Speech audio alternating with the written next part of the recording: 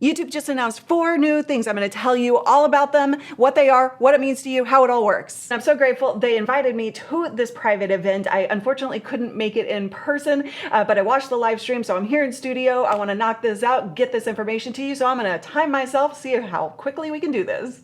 Let's go. Number 1, there's a new path to the partner program, and that is that shorts are now able to get you into the partner program. So you have to get within 90 days 10 million views on shorts and have 1,000 subscribers or more. That sounds like a hell of a lot of views to get. It's going to be a lot easier if you're doing a lot of short form content versus 1 a week. And also maybe they're going to adjust their algorithm to favor it even more than they already are.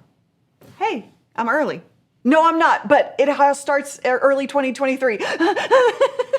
Number 2, new tiers for fan funding. If you're not familiar, fan funding is things like super chats, memberships, super thanks, so that the viewers are sending you money through the platform. Now, their goal is to help you make money earlier in your journey. They really haven't said too much about these new tiers, but what it looks like they're doing is really breaking it down into paths into the partner program so that you can get the fan funding based on whether you're really focused on shorts, live, long form content, or audio. Number 3, the revenue sharing for shorts. Now, in the past, they've been testing the shorts fund where they funded this money and then they distributed out to creators based on view counts.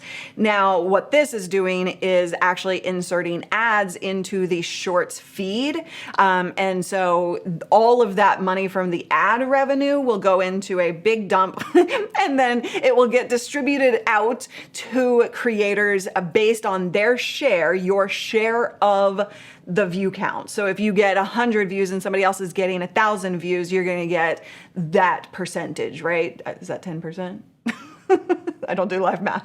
Oh, I forgot to say, creators earn 45% of that ad revenue. Number 4, creator music. So YouTube knows we hate this whole process of having to license our music, but music is so vital to our content that they're taking their existing free music library that's and they're creating creator music. So they're working with brands and popular musicians and artists and labels and actually creating this library of content that you can either get free or you can pay per song license, or you can actually, without paying anything up front, you can select options to have a revenue share with the artist. So if you use that music, then the revenue share of that video, instead of just all going to them as it currently does, you can actually share that revenue with that